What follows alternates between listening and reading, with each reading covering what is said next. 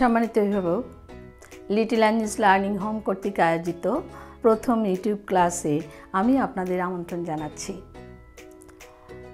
সবাইকে আদাব, নমস্কার। আসলে এই শিক্ষাবর্ষে আজই প্রথম ইউটিউব ক্লাসটি হতে যাচ্ছে, সে সম্পর্কে কিছু কথা আমি আপনাদেরকে বলবো। ইউটিউব ক্লাসটি আসলে ছোট সোনামণিদের জন্য নয়, ওরা নার্সারি বেবি। ওরা তো আসলে সামনাসামনি যদি কোনো টিচারকে না পায় সেভাবে মনোসংযোগ করতে চায় না, এটা আমিও জানি। কিন্তু গত বছর আমরা এভাবে নিয়েছিলাম, তাতে মনে হয়েছে যে বেবির মায়েরা যখন ক্লাসগুলো দেখেন এবং বেবিদেরকে বসে সে সম্পর্কে বলেন, আবার অনেক বেবি আছে একটু স্থির হয়ে বসেন, হয়তো আরও 2-1 মাস গেলে ওরা অনেকটাই ধীর স্থির হয়ে যাবে। তখন আপনারা ইউটিউব ক্লাস দেখে ওদেরকে খুঁটিনাটি বিষয়গুলো বুঝাতে পারবেন। অ্যাকচুয়ালি জুম ক্লাসে আপনারা দেখেছেন কোনো বোর্ড নেই, যার জন্য টিচাররা অনেক কিছু চাইলেও অনেক কিছু শেখাতে পারছে না। খাতায় লিখে লিখে ওভাবে পারফেক্টলি শেখানো সম্ভব নয়। সেই জন্য আমি মূলত টিচারদের ব্যাপারগুলোই আমি বোর্ডে লিখে বুঝাবো, খুঁটিনাটি বিষয়গুলো আমি বুঝাবো এখানে। তারপর টিচাররা জুম ক্লাসের মাধ্যমে সেই পড়াটা আপনাদের কাছ থেকে নেবে, কেননা আপনি বেবির পাশে সেখানে বসে থাকেন, আর বেবিও তখন বসে থাকে, কারণ সে তখন টিচারকে দেখতে পায়। আর এখানে তো আমাকে সরাসরি দেখতে পাবে না, এই জন্য অনেক বেবি বসতে চায় না, আমি এগুলো সব জানি। কিন্তু আমি শুধুমাত্র অভিভাবকদের অনুরোধ করব, আপনারা ক্লাসটি দেখবেন, দেখে আপনার সময় মতো ওকে নিয়ে যেভাবে আমি বলছি আপনি ঠিক ততটুকুই সেভাবেই ওদেরকে যদি একটু টাচে রাখেন, তাহলে আশা করি ওরা উপকৃত হবে, আমরা উপকৃত হব। আমি জানি আপনারা অনেক মায়ে অনেক সচেতন, প্রতিটি মায়ের সন্তান সম্পর্কে সচেতন, কিন্তু তারপরেও আমার দায়িত্ব, আমি যতটুকু জানি ততটুকু আমি বেবিদের কাছে দিতে চাই, আপনাদের কাছে পৌঁছে দিতে চাই। তো সবাইকে ধন্যবাদ। আমি আবারও বলছি, আমি কিন্তু পড়াবো না, আসলে আমি আমাদের পড়ানোর বিষয়ের ভেতরের যে খুঁটিনাটি কথাগুলো, যাতে করে বেবির ভিত অনেক শক্ত হয়, ছোটোবেলা থেকেই যেন সে প্রতিটি বিষয় খুব সুন্দর করে বুঝতে পারে, আমি সেই বিষয়গুলো নিয়েই আপনাদের সঙ্গে আলোচনা করব বা এই বোর্ডে কাজ করব। তো সবাইকে ধন্যবাদ, আশা করি আপনারা আমার সঙ্গে যুক্ত থাকবেন, এই আশা রেখেই আজকের ইউটিউব ক্লাস আমি শুরু করতে যাচ্ছি। ধন্যবাদ সবাইকে। আর আরেকটি কথা বলে নিচ্ছি, আসলে ভুল ত্রুটি হলে অবশ্যই আপনারা ক্ষমা সুন্দর দৃষ্টিতে দেখবেন। আর জুম ক্লাসের মাধ্যমে কোনো কিছু চাওয়ার থাকলে, কোনো কিছু বলার থাকলে, সেটা জুম ক্লাসের মাধ্যমে টিচারদের জানালে অবশ্যই আমি জেনে যাব। আর জুম ক্লাস আমিও, আপনারা আমাকে দেখতে পান না, বাট আমিও থাকি জুম ক্লাসে। তো ধন্যবাদ সবাইকে। তো ছোট্ট সোনামণিরা, এবারে আপনাদের সঙ্গে আমি একটু গল্প করতে চাই। আপনারা কি আমার সঙ্গে গল্প করবেন? হ্যাঁ, জানি আপনারা ভাবছেন যে আমি তো দেখতে পাচ্ছি না, কি করে গল্প করব। তারপরেও আমি কিছু গল্প আপনাদেরকে শোনাতে চাই। হ্যাঁ শোনা, আপনারা কখনো কখনো খেলবেন, বেড়াবেন, আর মামনির কাছে বসে একটু এই মিসের কথাগুলো শুনতে হবে। হ্যাঁ বাবা, একদমই কোনো কষ্ট হবে না, আমি বেশিক্ষণ সময় নেব না, তো একটু একটু সময় নেব, ঠিক আছে? ওকে, আপনারা এখন খাতাটা ধরেছেন, এই খাতা না শোনা, এই খাতাতে লিখতে শুরু করেছেন, তাই না? আমরা একটু এই খাতার লেখাগুলো একটু দেখব আজকে, ঠিক আছে? তো এখন আবার অভিভাবকদের বলছি, এই খাতায় যেভাবে লেখা আছে স্বরবর্ণগুলো, আমি সেটি বোর্ডে লিখব। কোথায় কতটুকু লাগবে, কোথায় মাত্রা লাগবে না, সেই ব্যাপারগুলোই আমি বোর্ডে দেখাবো। তো ঠিক আছে, এখন সোনামণিরা আপনারা একটু দেখবেন, হ্যাঁ, বুঝবেন, লক্ষ্মী হয়ে।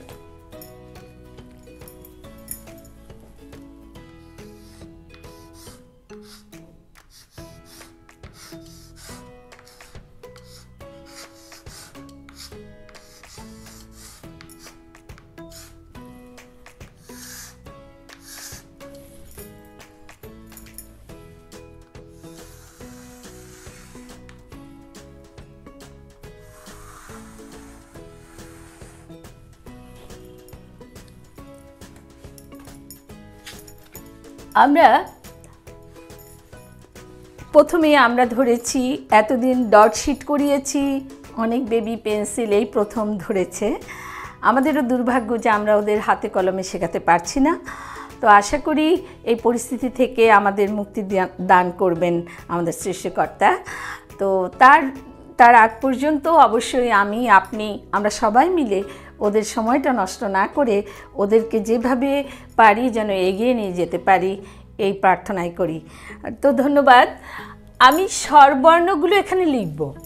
এই স্বরবর্ণটা আমাদের উচ্চারণ কেন হতে পারে, কীরকম হতে পারে, কেনই বা এইভাবে উচ্চারণ করা হয়, এরকম কিছু খুঁটিনাটি বিষয় নিয়ে আমি আলোচনা করব। আপনারা খেয়াল করবেন এখানে একটু লেগে অটা নিচে লাগবে না, এখানে একদম এই পর্যন্ত আসবে, কিন্তু এখানটা ফাঁকা, এখানে ফাঁকা, কিন্তু এইটা এখানে লেগে যাবে। এই হলো অ, এটার মাথায় পুরো মাত্রা অ। অনেক সময় দেখবেন বইতে মনে হবে যে এখানে একটু লেগেছে, সেক্ষেত্রে অনেক সময় আপনার এই হতো লাইন, আমি কিন্তু লেখার কথাগুলো বলছি, এটা এমন, এই পুরো মাত্রা এখানে একটু ফাঁকা আর এখানেও একটু ফাঁকা, তার ফলে অনেক সময় এরকম মনে হয়, হ্যাঁ, অর্থাৎ এটা এখানে লাগবে, বাট এই জায়গাটা ফাঁকা থাকবে।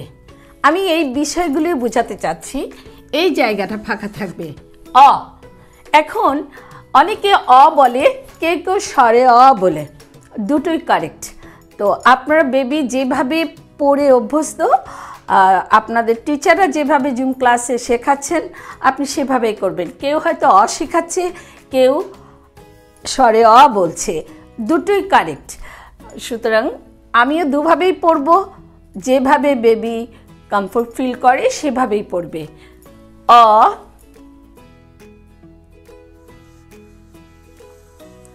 আ পুরো মাত্রা, এই যে এখানে কিন্তু কোনো মাত্রা হয় না, এগুলো হলো খাতার দাগ এবং লাইনগুলো হয়, প্রথম লাইনে থাকে 4টি বর্ণ, 4টি বর্ণ, অ, আ, হর্ষই। এই যে এখানে মাত্রার কিছু ব্যাপার আছে, যেমন এটাও তাই। এরকম মাত্রাটা কীরকম হয়, আপনার যদি, যেমন আমি আলাদা করে দেখাচ্ছি আপনাদেরকে, এই খেয়াল করবেন, এটা হলো পুরো মাত্রা। এখন এই উর্নিটা কোত্থেকে আসবে? উর্নিটা কিন্তু অনেকে এখান থেকে দেয়, এটা কাটা, এটা হবে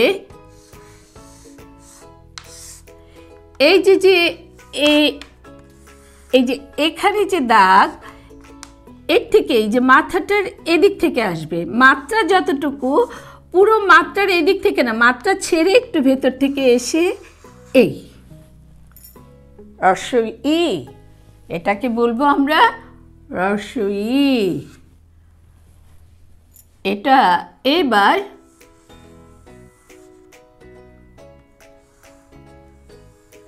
দীর্ঘ ই, একই কথা। ঠিক এইভাবে আমি আপনাদেরকে বলছি,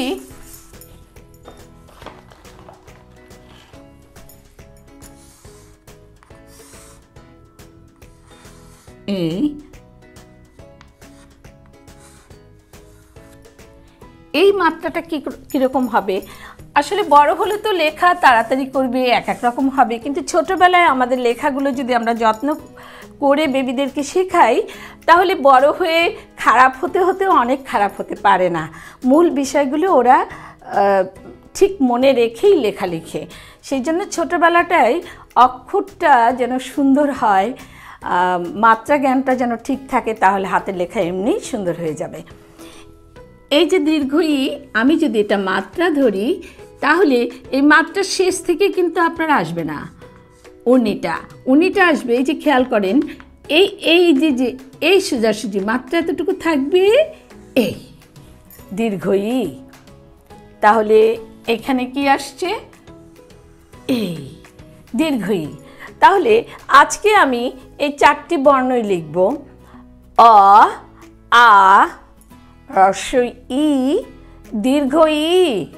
এটা একটু বেশি টান। দীর্ঘ ই, দীর্ঘ মানে অনেকটা। এটাও ই, এটাও ই, কিন্তু এটা হলো হ্রস্ব ই, মানে অল্প অল্প শ্বাস দরকার হয়। আর এটা হলো দীর্ঘ ই। আমি আপনাদের বলছি এই কারণে, আপনারা যখন বেবিদের শেখাবেন ওইভাবে দীর্ঘ ই, হ্রস্ব ই, এভাবে হ্রস্ব ই, দীর্ঘ ই। অ, আ, হ্রস্ব ই, দীর্ঘ ই। ঠিক আছে? আজকে আমি এই 4টি বর্ণ কিভাবে লিখে আপনারা ডট খাতায় দেখেছেন। আমার আজকে শেখানোর বিষয় ছিল, আপনাদের জানানোর বিষয় ছিল এই জায়গাটা আর এই নিচে কখনোই লাগবে না। অর্থাৎ আপনি যেভাবে লেখেন না কেন এই নিচে জায়গাটা ফাঁকা থাকবে, আর এটা একটু এইরকম, এখানে আরেকটু ফাঁকা থাকবে। এটা তাহলে আমরা পড়ব কিভাবে? অ, আ, হ্রস্ব ই, দীর্ঘ ই, এভাবে আমরা পড়ব। আর এই বর্ণগুলোর নাম কি সোনামণি? স্বরবর্ণ। এই বর্ণগুলোর নাম হলো স্বরবর্ণ। আমরা স্বরবর্ণ হলো, আমরা এই বর্ণ কিন্তু অনেক আছে, আমরা এত কিছু জানতে চাই না। আমরা এখন আজকে আমি পড়লাম স্বরবর্ণ। স্বরবর্ণর ফ্যামিলিতে, পরিবারে কে কে থাকে সেগুলোর জন্য সেগুলোকে আমি 1, 2, 3, 4 4টা বন্ধুর নাম জানলাম। এই হলো স্বরবর্ণের পরিবার। ওটাও স্বরবর্ণ, অস্বরবর্ণ, আস্বরবর্ণ, হ্রস্ব ই স্বরবর্ণ, দীর্ঘ ই স্বরবর্ণ। অর্থাৎ এই 4টি বন্ধু, কয়জন বন্ধু এখানে সোনা বেবি? 1, 2, 3, 4, 4জন বন্ধু। স্বরবর্ণের এই 4জন বন্ধুকে আজকে আমি আপনাদেরকে চিনাতে চেয়েছি। আপনারা চিনেছেন তো? আস্তে আস্তে ওদের মনে রাখতে হবে, মামনির মতো। মামনিকে যেভাবে মনে রাখেন সেভাবে। এবার আমরা একটুখানি পড়ি তো সোনা।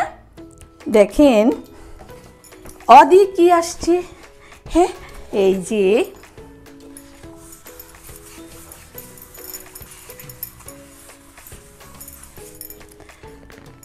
অতে ওলি। হ্যাঁ, আপনারা খাতার মধ্যে দেখেন, এই যে সোনা অতে ওলি। ওলি কি করছে?